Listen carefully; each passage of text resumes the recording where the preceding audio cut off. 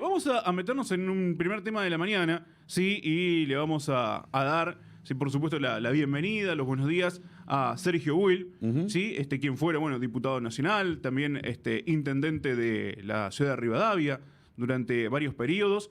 Y bueno, de un tiempo a esta parte viene trabajando y mucho con educación, ¿sí? Y, a ver, la inquietud que nos lleva a charlar con Sergio es el resultado de las pruebas a aprender, Exacto, que fundamentalmente. no fue de, No. no fue muy halagüeño que digamos. Ahora, bueno, la cuestión es si tuvo que ver la pandemia, si no tuvo que ver la pandemia, este tema de enseñanza mixto, virtual, o ya venimos por ahí con un déficit en tal sentido, ¿no? Vamos a escuchar, por supuesto, la apreciación de Sergio. ¿Cómo Ujú. estás, Sergio? Buen día. Aquí Pablo Eduardo, lo saludamos desde Radio del Centro de Chivilcoy. Muchas gracias por atendernos. Hola, hola, buen día Pablo y Eduardo. Ujú. Un gusto charlar con ustedes. Gracias por comunicarse. Sergio, ¿cuál es justamente la evaluación, ¿no?, que hace de lo que fueron los resultados, ¿sí?, de estas pruebas a aprender 2022? Que bueno, ya en realidad veníamos, ¿no?, con respecto a la enseñanza también 2021. Bueno, malo, ¿no? Ujú. Obviamente que además era algo esperable que se diera una situación empeorada en relación a lo que fue, en este caso, el año 2018. Quiero aclarar que las pruebas a aprender se toman todos los años, pero en realidad se toman tanto en el nivel primario como secundario. Entonces, termina siendo cada 2 años para cada nivel. Correcto. En el 18 se tomó para lo que es el nivel primario, que se toma en el último año, sería el sexto año o grado, como le decíamos antiguamente, de educación primaria. En el 20 no se hizo, producto de la pandemia, lo cual implicó que se haga en el 21 y que hoy tengamos los resultados del 21. Todo indicaba que los resultados iban a ser peor que los del año 18, porque obviamente que no es propio de nuestro país, sino que a nivel mundial se da el hecho de que la pandemia generó un trastorno en lo que fue el esquema educativo, ¿no? Ujú. Sí. Informativo. Pero la realidad es que sorprende, ha tenido una caída fundamentalmente en lo que tiene que ver con lengua, de un 25%, ¿no? Lo cual es muy llamativo. A nivel nacional, el 44% de los chicos de sexto año están en un nivel básico o por debajo de lo básico en materia de lengua, es decir, con dificultades para interpretar textos, para Ujú. comprender. Y Sí. esto obviamente que es una situación sumamente delicada, con un nivel de complejidad y de preocupación para lo que es toda nuestra sociedad en su conjunto, ¿no? Sin dudas, es un dato muy relevante. En las pruebas de matemática la situación no tuvo una caída tan estrepitosa como fue en materia de lengua, pero la realidad es que veníamos muy mal también en el año 18, ¿no? Claro. Un 43% de los niños que están en el último año de la escuela primaria no pueden resolver operaciones sencillas de matemática. Claro. Y esto obviamente lleva a un replanteo en cuanto a la calidad educativa, ¿no? Se está trabajando en eso, se va a hacer hincapié en ajustar los tornillos, ¿no? Como quien dice. Totalmente. A mí me parece que hay algo positivo, pero que no se lo está tomando como para poder hacer este replanteo que Ujú. usted plantea y que es fundamental. Yo creo que la educación, lamentablemente, en nuestro país no ha tenido un fuerte debate, o por lo menos no ha Claro, estado considerado en el marco de la sociedad con la importancia que la misma tiene. tal cual. Sí. Creo que la pandemia y los efectos de la pandemia, la falta de educación presencial, de formación presencial, generó que las familias o el conjunto de la sociedad pusiera más hincapié en lo que era el sistema educativo. Me parece que eso no hay que perderlo. Es una de las principales cuestiones.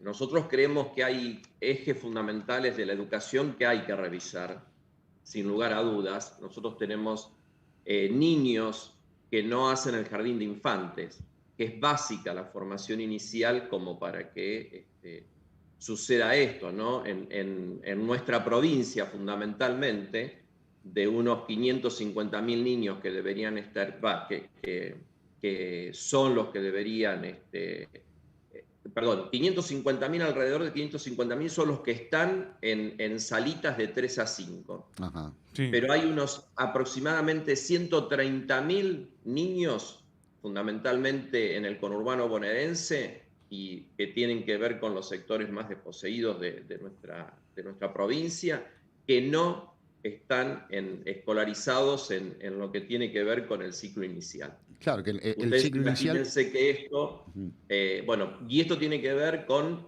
decisiones presupuestarias o políticas, las dos. Las dos, y es fundamentalmente revertirlo. Otra cuestión que ustedes también conocen es el abandono que hay en el nivel secundario. Sí. Aproximadamente 44% de abandono en el nivel secundario, lo cual es crítico, y por otro lado se estima que un 24% de la población solamente en edad secundaria terminaría el ciclo lectivo, el ciclo completo de la secundaria sin repetir y en las condiciones normales que debería darse un ciclo secundario. Y por otro lado tenemos una muy mala relación de lo que es la educación con el trabajo, Claro. una educación que no está adaptada a la salida laboral, una dificultad en el nivel docente también que se marca y que es necesario revertir en cuanto a lo que es la formación docente, y la falta de formación fundamentalmente en nuestra provincia, porque en algunas otras provincias se ha empezado a implementar, de los directivos en lo que tiene que ver con gestión, porque no es lo mismo, por decir, un buen profesor de matemática, pasarlo a directivo, que se convierta en un buen directivo. Es decir, Claro. es necesario que haya una carrera específica también para la formación del docente que desea poder llegar a un cargo directivo, ¿no? Sí. Son muchas las cuestiones, Exacto. pero obviamente me parece que es importante remarcar la necesidad de armar un fuerte debate. Nosotros hicimos el año pasado desde la Fundación INPOA un congreso virtual. En realidad lo terminamos a principio del año pasado, pero lo hicimos durante la pandemia, con docentes de toda la provincia. Obviamente que fue un esquema voluntario y con mucho esfuerzo. Y la realidad es que estoy convencido en la necesidad de que el Estado provincial pueda generar un congreso pedagógico, un nuevo congreso pedagógico, como en algún momento se hizo el Congreso Pedagógico Nacional, determinando pautas y tratando también de establecer la participación de toda la sociedad, pero en especial de actores que estén muy involucrados con el mundo educativo. Si hablamos de sistema educativo en nuestro país y en la provincia de Buenos Aires, en lo particular considero que ya no hay que discutir sobre el sistema educativo presente, sino discutir sobre un nuevo sistema educativo, porque la transformación que necesitamos es total. Esa preocupación que usted la ve, la vemos todos, ¿está trasladada, existe esa preocupación en el Ejecutivo Provincial? Yo creo que sí.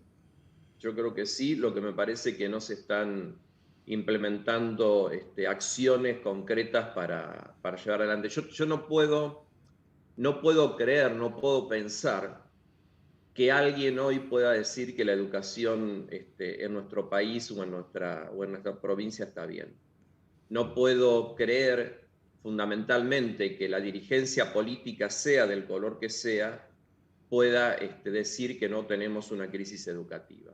Entonces, desde ese punto de vista que tengo, obviamente que es mi interpretación de que creo que sí, que el gobierno, que el oficialismo de la provincia de Buenos Aires está viendo esto. Lamentablemente, desde mi punto de vista, no se están llevando adelante las acciones que se necesitan para poder transformar. De todas maneras, también, y ustedes saben que soy un hombre de la política y que pertenezco a un sector político, Sí. también me gustaría que el sector político al cual pertenezco pusiera mucho más énfasis del que pone a la hora de discutir la educación. Ajá. Claro, porque cada una de las problemáticas que usted fue planteando en los distintos niveles de la educación tiene otros por qué, tiene algunas razones, como por ejemplo la deserción en la escuela secundaria tiene que ver con la necesidad de que algunos chicos tienen que ir a trabajar. Y eso ya se plantea un marco más social, más socioeconómico. Sí, sí, es un marco socioeconómico, porque la realidad es que, de hecho, en las pruebas a aprender es muy evidente, ¿no? La gran mayoría que tiene estas dificultades, obviamente que pertenece a los sectores pobres de nuestra sociedad.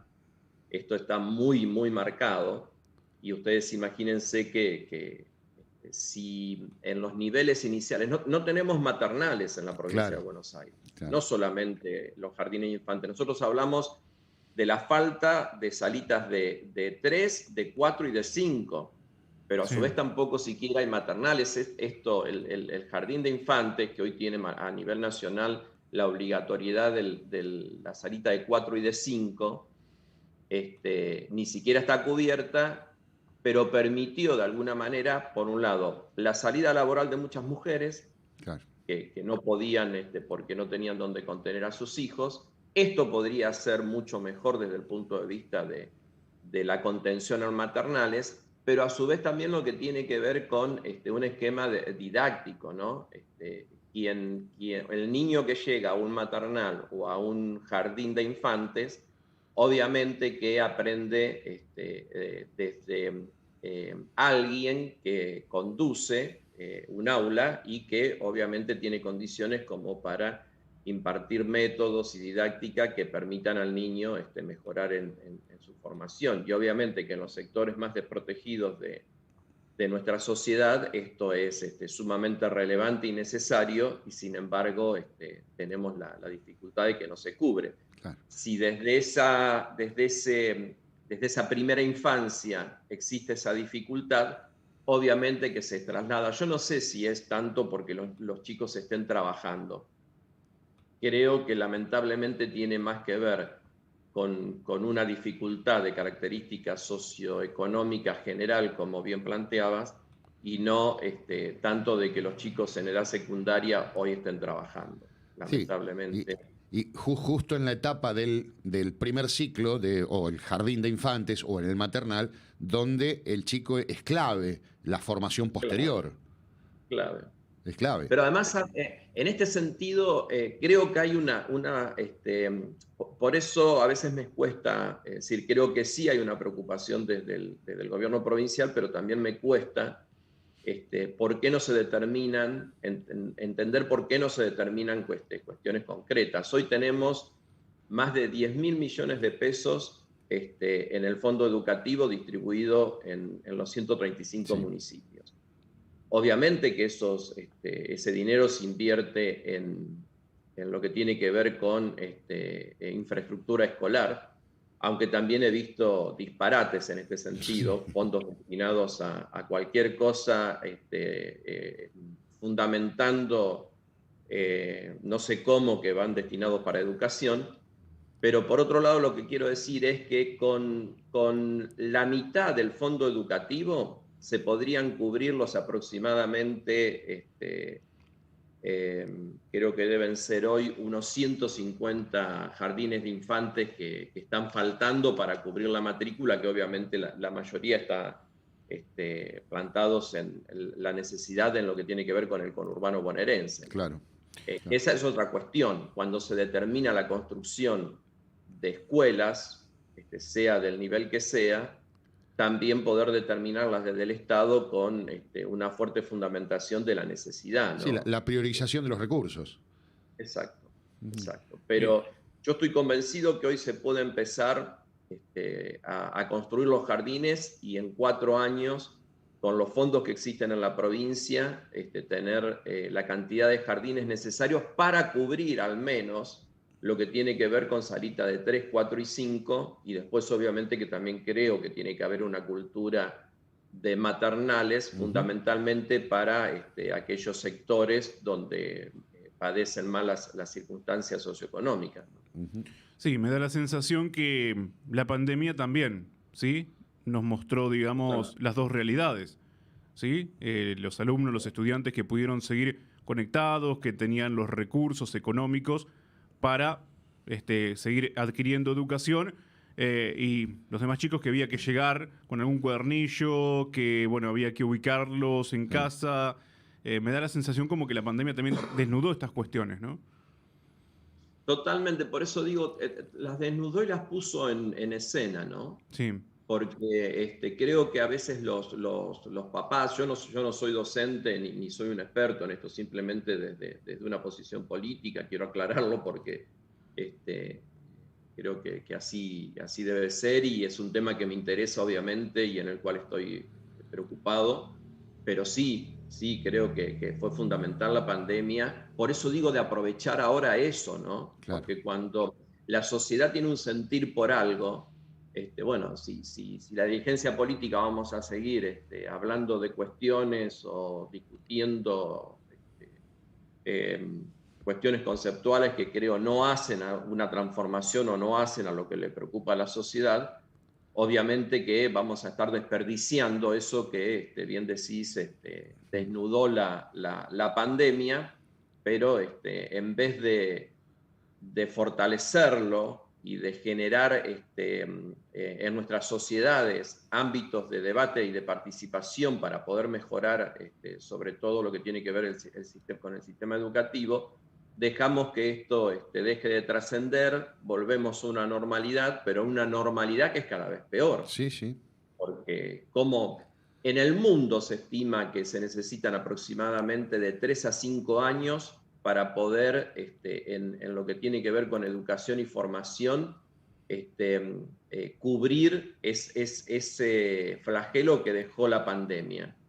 Si en nuestro país no reflexionamos y no actuamos en relación a esto, obviamente que esos 3 o 5 años pueden ser más y bueno, creo que las consecuencias están a la vista y pueden ser tremendas. Y en cuanto también a lo que tiene que ver con el esfuerzo que se hizo en materia de virtualidad, la realidad es que también quedó evidenciado que no es lo mismo la virtualidad que la presencialidad, sí. por todo lo que implica en materia de socialización y demás, pero a su vez también me parece muy importante que se discuta, uno de los puntos también a discutir que no lo he planteado hasta ahora, es cómo se implementa la tecnología en la educación, ¿no? Y fundamentalmente en el aula, Sí. porque es evidente que es necesaria, pero cuidado también a la hora de implementarla. Entonces también para eso tenemos que formar a nuestros docentes para el aula, claro, y para la gestión en general, directivos y demás, y el acceso al conocimiento, a la información que los alumnos tengan. Bueno, eso también debe ir con una formación por parte del docente que está en el aula para que ese alumno obviamente sepa utilizar la herramienta, ¿no? Y que se la utilice con el mejor de los sentidos y también interpretando lo que decíamos anteriormente, la salida laboral, la necesidad, la demanda en ese sentido del mundo actual y de nuestro país en particular. Y bueno, me parece que por otro lado también ver las cuestiones subjetivas, ¿no? Saber que no todos los niños tienen los mismos saberes y las mismas condiciones, y en este sentido la tecnología es espectacular como para trabajarlo y como para ir orientando a esos niños en cada uno de sus niveles. Exacto. Déjeme preguntarle, Sergio, obviamente desde su postura política, ¿no? Porque, bueno, estaba leyendo algunas declaraciones de funcionarios actuales relacionados con la salud y plantean como una solución, ¿sí? Algo que también se viene hablando desde el Ministerio de Educación a nivel nacional, ¿sí? Puntualmente que lo ha planteado también Jaime Persic, que es esto de agregar una hora más de escolaridad para trabajar lengua y matemática. ¿Lo considera como una solución? Yo creo que algunos procesos de estimulación y de apoyo son válidos. Me parece que sí, pero cuidado con lo que tiene que ver con agregar horas, pero no discutir los contenidos y Claro. no discutir las metodologías. Creo que está lo otro antes. Es decir, no sería válido si nosotros no hacemos un rediseño del sistema educativo. Sí, No, sería no más hay de lo vuelta. mismo. Agregar una Es hora, lo claro. mismo. Sería más de lo mismo, claro. Exactamente. Es decir, si no hay una reconversión del sistema, todo va a seguir igual aunque pongamos 1, 2, 3 horas más por día. Obviamente que me parece que se plantea eso y por otro lado, cuando se plantea eso se olvida que la propia ley federal de educación plantea lo que es el ciclo, la jornada extendida, Sí. que lamentablemente no se cumple en la mayoría de los establecimientos educativos del país. Entonces, por eso digo, me parece que primero hay que discutir muy fuerte otras cosas y poner manos a la obra, porque me parece que la cuestión es esta, ¿no? Es decir, si faltan jardines, hagamos jardines. Claro. Si faltan aulas para poder cumplir el ciclo completo, hagamos aulas para el ciclo completo. Obviamente que todo esto exige también mayor presupuesto en lo que tiene que ver con el sistema docente en su conjunto, pero en la estructura. Pero la realidad es que también hay que rever unas cuantas cuestiones que tienen que ver con el cumplimiento también de algunos docentes y cómo el sistema tiene mejores controles, ¿no? Entonces, la verdad que son muchas aristas Sí. que no se pueden solucionar planteando que se va a dar una hora más, si bien yo creo que en este proceso post pandemia es necesario buscar acciones que puedan aportar a fortalecer el esquema educativo de los niños, ¿no? Porque hay una pérdida que la tenemos y eso hay que recuperarlo. Sí, sí, por supuesto. Por Sí, supuesto. aquí hay que trabajar abajo, Sí. ¿no? Porque los alumnos que se someten a aprender son de sexto grado, ¿sí? O sexto año. Sexto año, ponele. Sí, en sexto año se supone que deberían poder resolver esta clase de situaciones, ¿sí? Entonces por ahí lo que viene mal, si se quiere, Pero es la formación. hay niños de tercero, cuarto, quinto grado o año, de escuela primaria obviamente, Sí, que no saben leer y escribir. Claro. Es decir, esto es un dato concreto. Es decir, no estamos hablando de la mayoría, pero hay alumnos que llegan a tercero, cuarto, quinto grado o año de la escuela primaria sin saber leer y escribir. Entonces, a ese niño que llegó en esas condiciones o que llegó en malas condiciones, porque algunos saben leer y escribir con un nivel bastante complejo de interpretación, bueno, creo que eso está demostrando la necesidad de ir por otra cosa, ¿no? Claro. Porque si nos desesperamos porque pasen de año, si nos desesperamos porque cumplan el ciclo, pero tampoco reconocemos o vamos por ver si realmente se cumplen los procesos educativos y pedagógicos. Es decir, de hecho esto nos traduce a nivel sociedad a un esquema bueno, la meritocracia ya no es algo que hay que considerar, pareciera, para poder llegar a niveles de excelencia en cualquier cosa que querramos desarrollar como jóvenes, como adultos, Y esto fundamentalmente lo marca la escuela, ¿no? Más allá de la sociedad y de la familia. Por supuesto. Sergio, ¿en qué están trabajando en este momento? Porque estuve observando ahí las redes, ¿sí? Que estaban también ocupados con lo que es el tema de la ley de salud mental, ¿sí? ¿Alguna otra cuestión que estén abordando? Estamos con el tema de la ley de salud mental. Para mí, en particular, la ley de salud mental, yo la viví el proceso de la ley, de la última ley de la nueva, que no es tan nueva ya, cuando era intendente, y para mí fue sumamente positiva. Yo la tomé inmediatamente. De hecho, fui el primer intendente, siendo un intendente de la oposición en ese momento, que acepté el convenio con provincia en relación a la implementación de la ley, que si bien es nacional, hubo una adhesión por parte de provincia.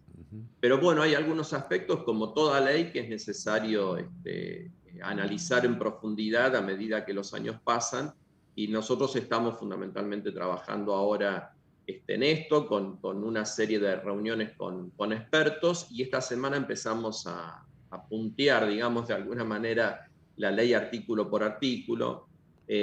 Nosotros vemos la necesidad de analizar, después veremos si es necesario alguna modificación o no. Primero, la interpretación de la enfermedad mental en sí, según lo establece la ley o la reglamentación.